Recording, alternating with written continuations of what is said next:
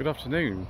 Today's the 23rd of May and here we are on the abandoned A333 Five Bridges Road near Winchester, which was closed in 1995 with the opening of the M3 through Twyford Down.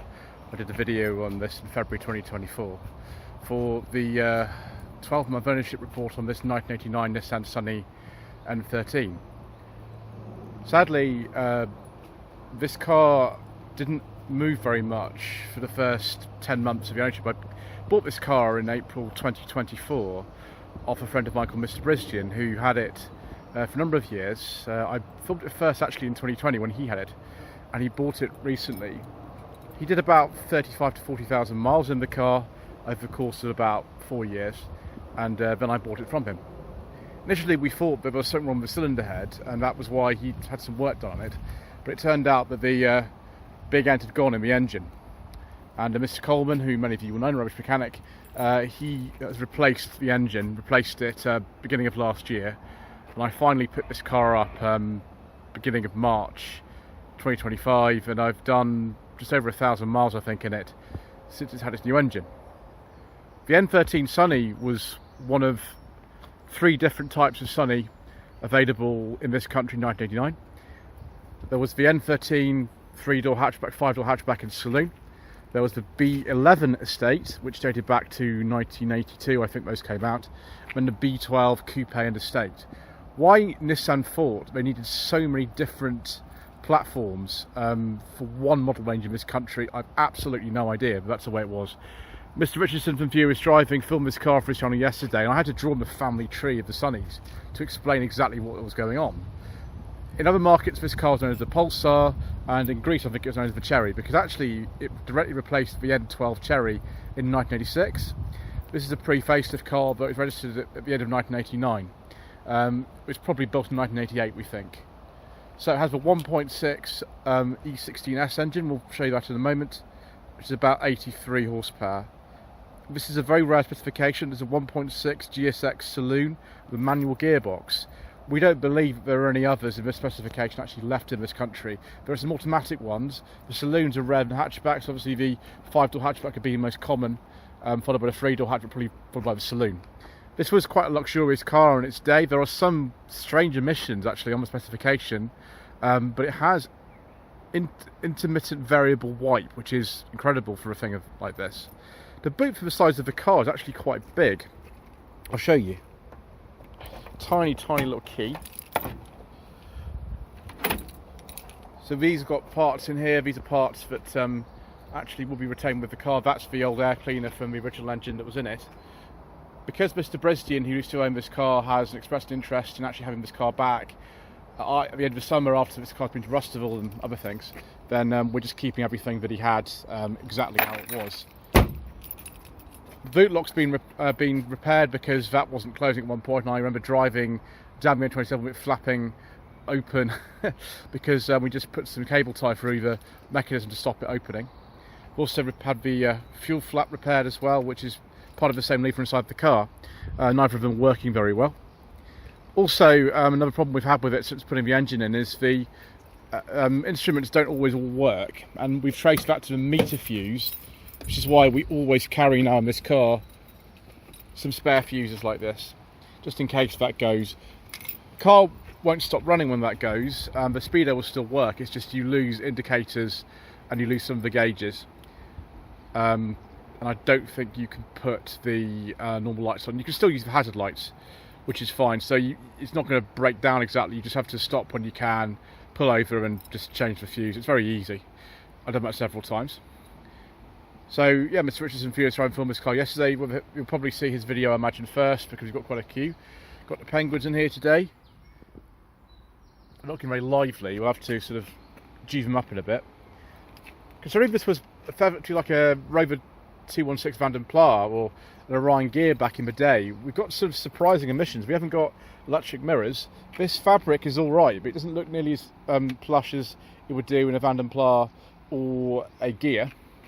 We have got leather steering wheel, which is the sort of upper specification steering wheel that the N13 Sunnies came with, and we've got a full complement of gauges, as John Davis used to say in Motor Week. Radio sort of works, but it's not working to my satisfaction. Apart from that, the clock's actually working. We'll just put the key in here. You can see there's a little button you need to press to remove the key, like on a K10 Micro. Turn that with my left hand. There we go. Can we do it? Yes. There you go. There is the correct time and everything. Glove box is not chilled, but at the moment we've got some milk in it because, well, we just have. Ashtrays down here with some coins. Cigarette lighter. 5-speed manual gearbox. Now this car had a new engine at about 80,000 miles. It's registering just almost 82 now. So it's about maybe 1,000, 1,100 miles it's covered in the course of the last year or so.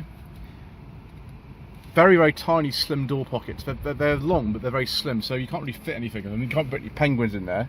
You can't put any milk in there. You can put some suntan lotion in. This car needs sort of rewiring in terms of the sound system. The speakers that Mr. Brisdian used to have. Just take this key out, there we go. Press the button. There we go. With one hand, excellent. Speakers Mr. Brisdian used to have used to sit on this parcel shelf in the back. So, he used to have some separate ones. He's now got them in his Ford Cortina, I think, or his Granada.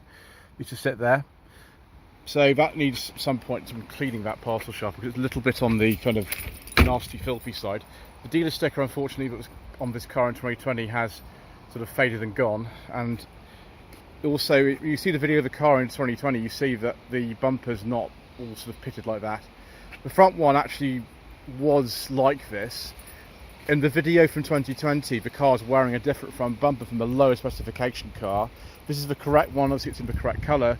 It's just this car's had various knocks on this side, and that is actually, believe it or not, better than when I got the car. It's been improved by Mr. Coleman Rubbish Mechanic, who is excellent doing these. And back in the day, he used to banger race these cars. Obviously nowadays he doesn't do that because they are a little bit more valuable than they used to be. They're not extremely valuable cars, these.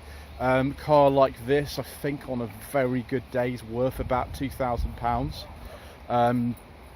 Obviously I paid a bit less than that because we had to put a new engine in the car eventually. But yeah, we've got original dealer plates from David Ruskin in Reading, which is nice. And yeah, let's have a look under the bonnet, shall we? So this is the E16S engine. It's actually one of the latest applications of this type of engine in this country anyway. I think it was the last car available in Britain to use it. It came out in 1980 with the N10 Cherry model. It was used in the N12 Cherry as well, even the Cherry Turbo. For the N13 models, you could get a 1 litre, but 1.3 and a 1.6. 1 litres are quite rare. They were available in this country, but they're not very common. Mainly from markets like Greece, where displacement was sort of, you know, the way you measured tax. So 1 litre cars were quite popular. This is 1.6, developing 83 horsepower. Sort of late 88, early 89, when the facelift came in, this was replaced with a GA16 engine and GA14 engine. GA16 engine is probably superior to this, to be honest, even the 12-valve versions that came with a facelift. It's not the nicest engine, but actually because this engine was new to the car a few months ago, and I've been sort of running the engine in, it's brilliant. It's had a new cam belt. Everything's been sort of done in it. The car is actually running quite well. Very, very easy to see things in here. Gearbox is just down there. Very easy to service if you need to do that. I've had an engine mount changed in this as well, along with I think one of the lower arms needed changing. Yeah, cam belt cover's just here. Air cleaner on top because this car's got a carburettor. It's got an auto choke and a carburettor, but the carburettor's been tuned so well that all it requires is one pump when the car's cold to start, and it always starts. Even if it's like -2, the car will start, which is remarkable. You have to use E5 in this car because back in the day this car required 97 octane petrol and above. You can use E10 in it, but it doesn't run very well. Mr. Brisdian told me that. So yeah, this car will go back to Mr. Brisdian, I think, if he still wants it, sort of in early autumn. But in the meantime, I'm just enjoying driving it and taking it to shows. I really love driving this car.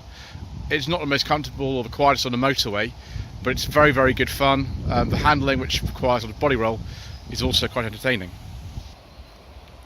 So there we are. Thank you ever so much indeed, once again, for watching. Please don't forget to subscribe to the channel, like this video, and leave a comment below. And we shall see you very soon for another ownership report at some point.